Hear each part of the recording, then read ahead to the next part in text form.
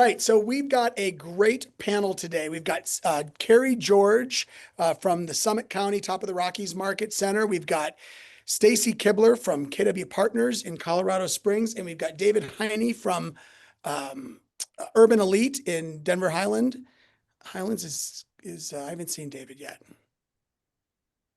There he is. I'm here, David, are you Russ. at a coffee shop? No, I'm actually at the new office here in the Highlands. Fancy, nice. All right, so we've asked these folks to join our regional rally um, to talk about business planning. And business planning season starts for top agents in September, October. It starts early. I want you guys to kind of just starting with the obvious. Tell us why you don't wait. Carrie, why don't you wait? Well, because momentum takes time to build, and we all know that the activities we're doing now are likely going to pay off 3 months from now. And my ultimate goal is to have at least 10 to 15% of my goal for next year under contract by January 1.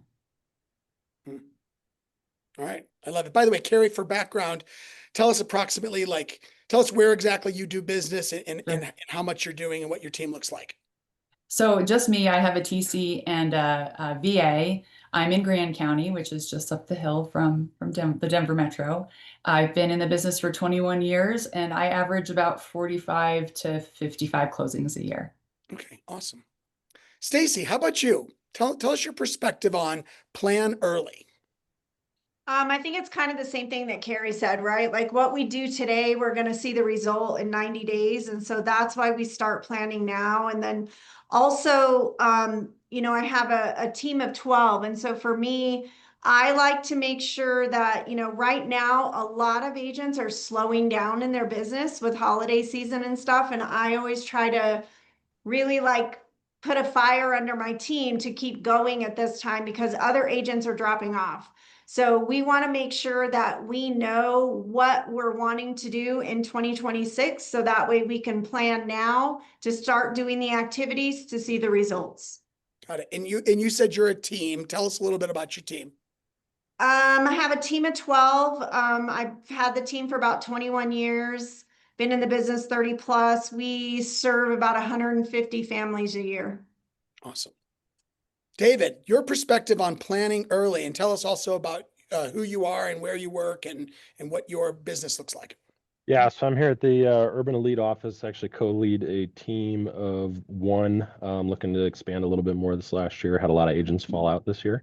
And right back to what Stacy said, it's time to take market share. A lot of people want to wait until January, but all you're going to do is, shoot yourself in the foot. How likely is it that you plan to start buckling down and you just get, a contract ready to close in 30 days? It's not. And it also gives you no metrics to base how you're going to help your sellers and buyers moving into spring. If you have enough activity going through the holidays and you have a good outlook on what's going on, first day January, you know exactly how to start coaching your clients. Love it. So let's turn to some of the non-negotiables. Like what's always in your business plan? David, why don't you start on this one? What non-negotiables are always included in your business plan? Contacts, and dedicating time through time blocking to make sure that we hit those contacts. It takes a lot right now compared to where we were at in the market 3 years ago in order to get these conversions at a similar pace. And so I think it's just a lot of conversations and a lot of leaning back into your sphere. I'm getting a lot more activity coming back from my sphere now that things have kind of settled for 2 years, and a lot of people, at least in my sphere personally, are making a lot of the D movements. So, babies and all that stuff, which starts with a B, but I can't remember the D for that one. Diapers. The diapers, divorce. Yeah. You said something interesting there. You said that the time that you're allotting for making contact has changed in the last 3 years. For Yeah. those who are newer in the business, what do you mean when you say that? It's increased a little bit. My amount of contacts that it takes for me to get an appointment has gone up to where it was the prior 2 years. And that's just the name of the game. So that's kind of going back to what I talked about, being prepared for the new year. If you have that built out and you have some metrics that you're seeing in this last quarter, you can kind of hit the ground in January and say, okay, it's either going to be a little bit more volume on the contact side, or maybe I can back off a little bit and refocus somewhere depending on what those conversions are looking like. Is it fair to say that if an agent listening to this is planning on investing the same amount of time in 2026 on lead gen that they spent in 2025, they might see their business decrease in 2026? Did I I say that think right, Carrie? I'm going Yeah. to disagree with that. I think they'll increase if they're going to continue the same volume, just based on the kind of general consensus and the feeling of what I'm getting in my business. People are getting a little more excited to be open-minded about going out and having these conversations. I've got sellers that are looking to move, even though they're not going to be really making anything at the closing table. So it's just kind of coming back around where the general consensus feels like things are getting back in motion. So I think 2026, if you continue the volume that you're cranking out this year, you'll probably see a little bit of an increase in your business. Okay. Stacy, how about for you? David said making contacts and time blocking are non-negotiables. What's non-negotiable for you?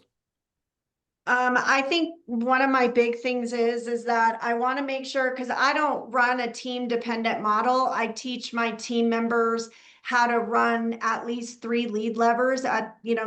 Usually it's 4, right? They have their 3, and then we add my team in there, the team leads in there. But I think for me, it's making sure that we're paying attention to the top lead sources and understanding like where our business is actually coming from.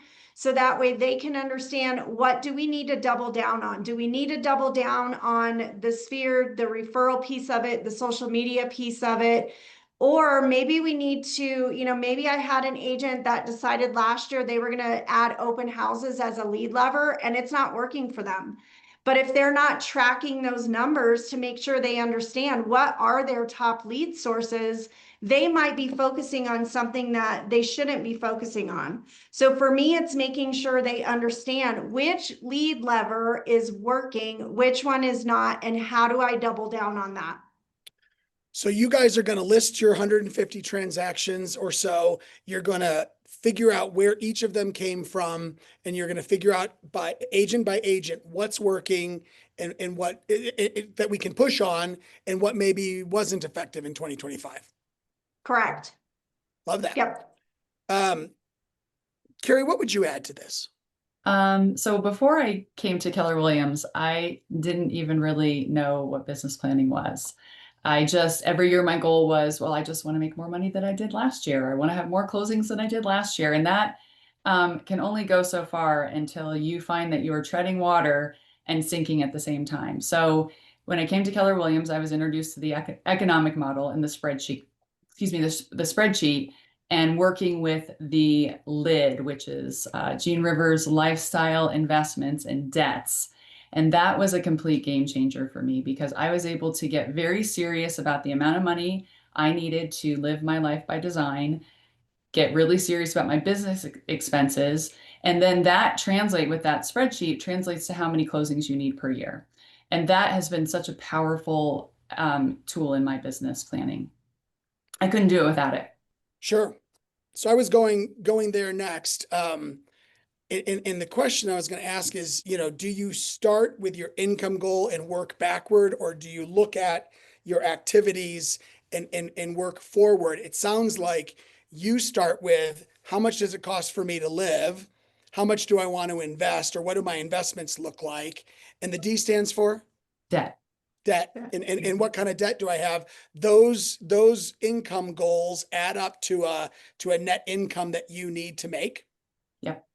And then you go from there.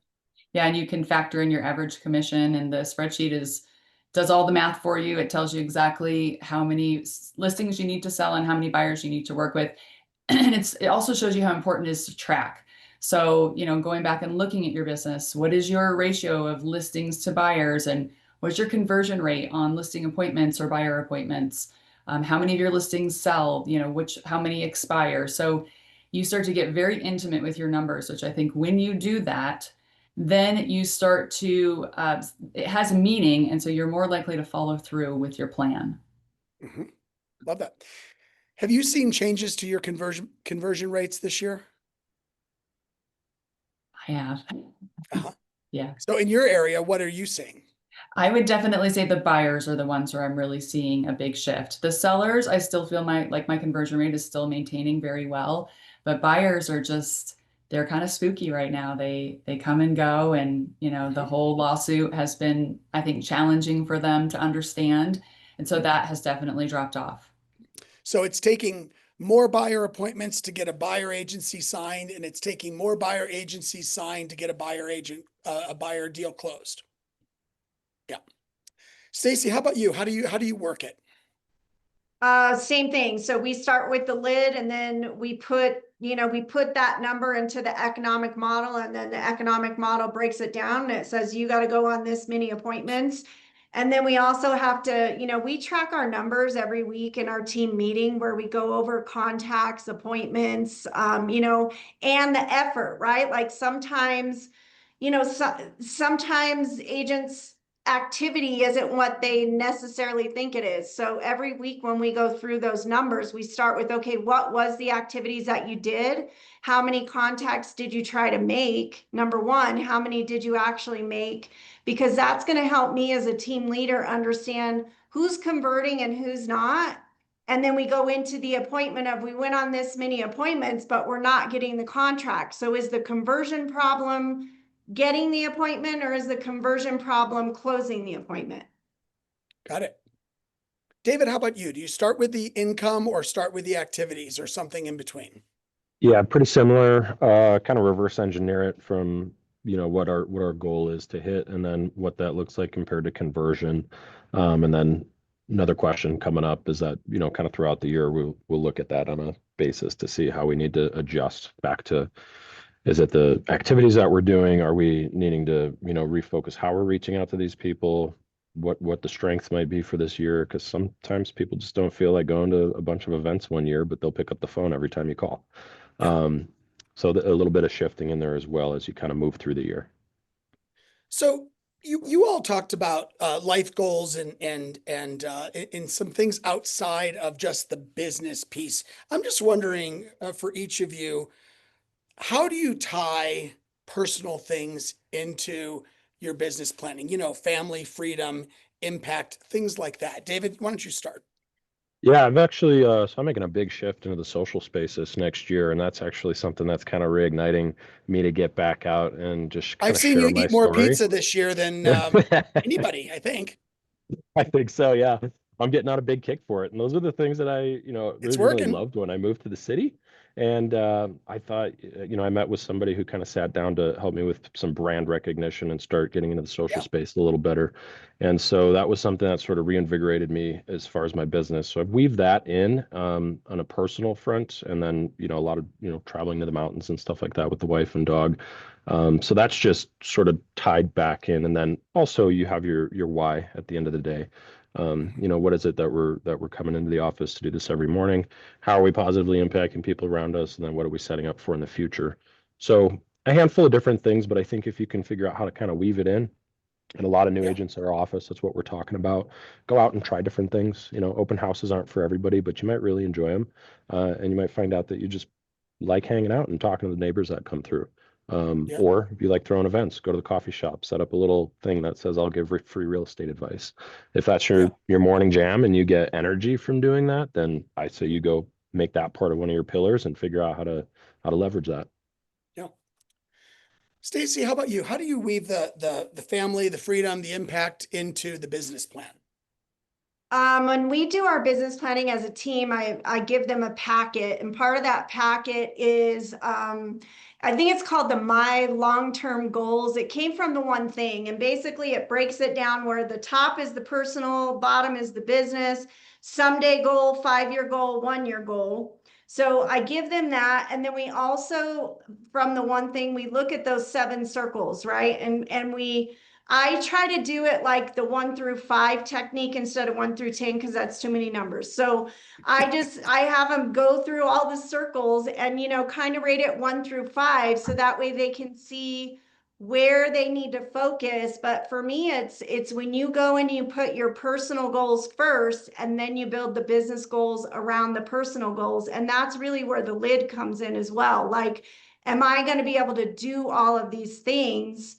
But I just feel like they have to see the personal goals with the business goals to just make sure that they're in line with each other. So that's kind of how we do it. Yeah. Carrie, what about you? So I'm in a little bit of a different situation. My daughters are 11 and 15, so I have 6 more years left with them that they're going to be home and thinking me and dad are still cool. So I I have don't think sort it'll of, last that long, I Carrie. know you're right. That's probably true. So I would say plateau is not the right word, but I have kind of plateaued my business planning for the next 6 years. I've sort of put it at a spot where I feel very comfortable, where I am growing my business incrementally, but I'm not seeking really stretch goals right now because of the season of life that I'm in. My Yeah. family is incredibly important to me, as is my health. So I'm putting those things first and then kind of filling my business in around those. Yeah, love that. So Cooper has done an amazing job this year, giving us monthly updates on what's going on in the economy. We had Logan Matashami from Housing Wire out to the summit last month. How are you guys letting what's going on in the economy, what we're expecting to happen in 2026? How is that informing your planning? And Carrie, why don't you start? And you also might talk a little bit about what you said earlier about the buyers. Brianna asked, what are buyers saying when they bring up the lawsuit? Just for edification. Sure. And the most common comment I've heard about that is like, oh, well, I saw a property with another agent. They didn't make me sign anything. So it's just kind of clearing up the education on that, because we Yeah. do have some, people who don't like to play as nice in the sandbox. So, Right. but I was so glad that Cooper talked about what he did today, because that is the drum that I have been trying to beat, because we can't hide our head in the sand and pretend like we are not shifting to this pretty aggressive buyer's market. And so the best way we can benefit our sellers right now is to get more traffic through their listings. And we do that by telegraphing to buyers what a great market this is, that there's some really phenomenal deals out there, that we can get creative with concessions, paying HOA dues ahead of time. We can do all kinds of things as long as the lender's on board. And so that's the drum that I've been beating. It's just like trying to get the buyer traffic excited and wanting to, I'm up in the mountains, so people who have had a dream of owning a mountain property, this is the time. This is the time to make that acquisition. Yeah. Stacy? I think for me coming into the market, I just always, with my team, it's when the market shifts, because I've been through several of them, we just kind of, what we have to do is we have to change our marketing to just make sure we're marketing to the market of the moment. And then also, we've been talking a lot about, we were talking about contacts earlier, and I've been talking with my team about, listen, are the conversations that you're having intentional, purposeful? You know what I mean? Like last year at this time, they didn't have to be as intentional and as purposeful as they do now. So I'm really trying to talk with the team about, let's make sure that when we are going on these appointments, we are taking every opportunity we can. Like you're not leaving the table without asking, who else do you know that we can help?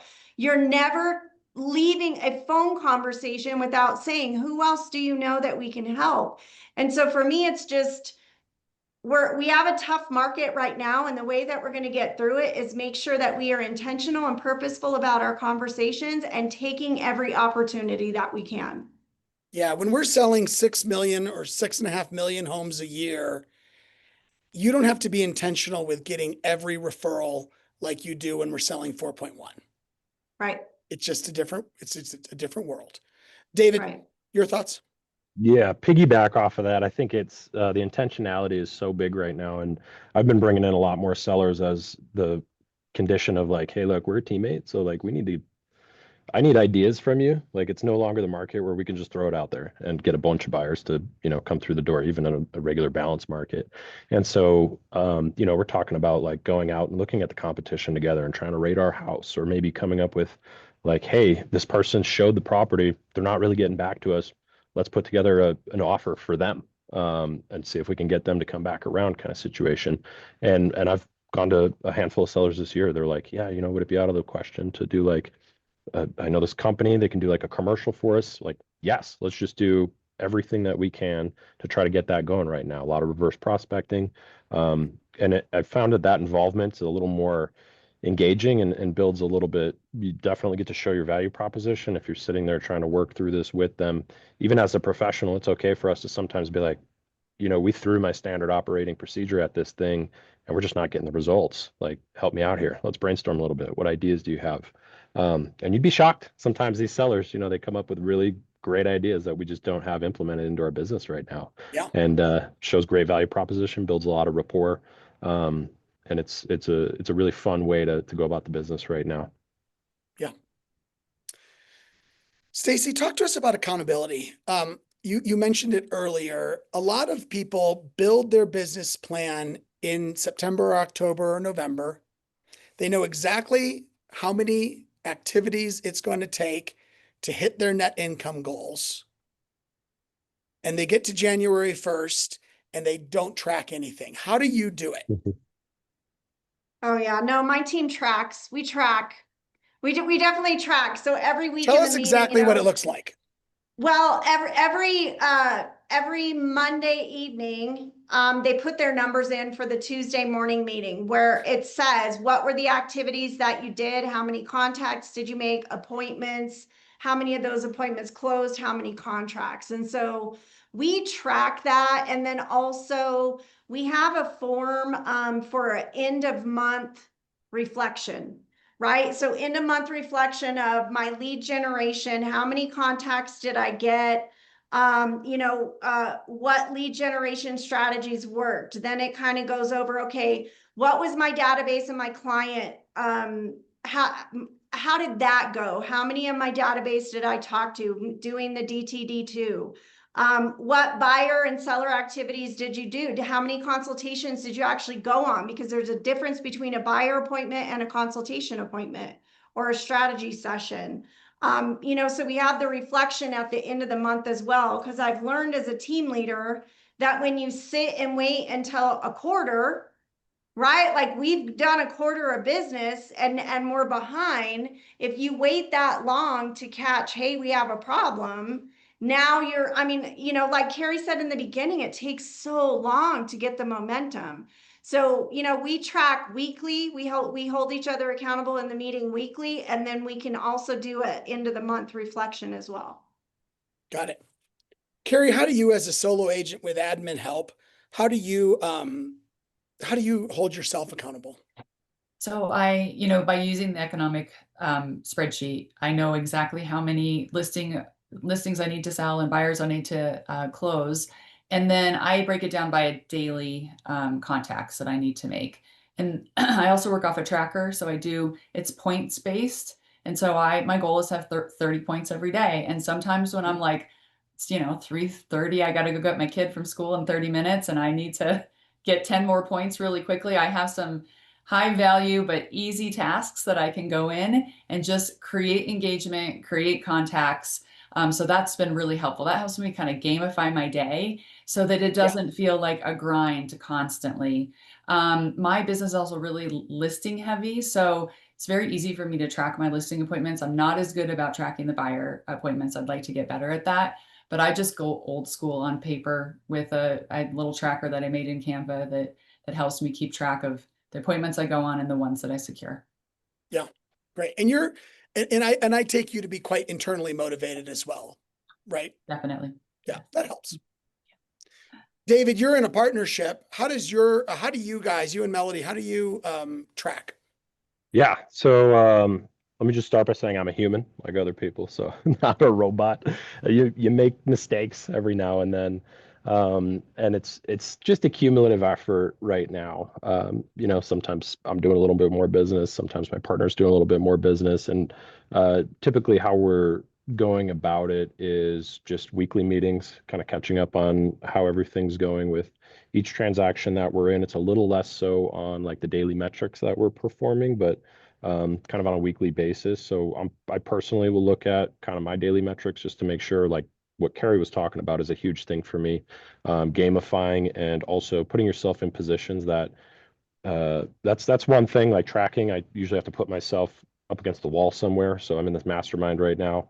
And part of our, homework is to be tracking some of the calls and stuff that we're making. So for me personally, that's how I push that into my life, because I understand the importance of it. But it's definitely always kind of a work in progress on how I'm doing it, how effectively I'm doing it. I switch from pen and paper one day to my phone the next day. So that one's a little scattered, but I think I'm figuring out a pretty good plan. Working with the new command stuff and things like that. That's actually helping quite a bit. Awesome. All right, we just have a few minutes left. When things inevitably go awry and you find yourself behind goal, either appointments attended or listings taken or closed units or GCI, David, what do you do to adjust and get back on track?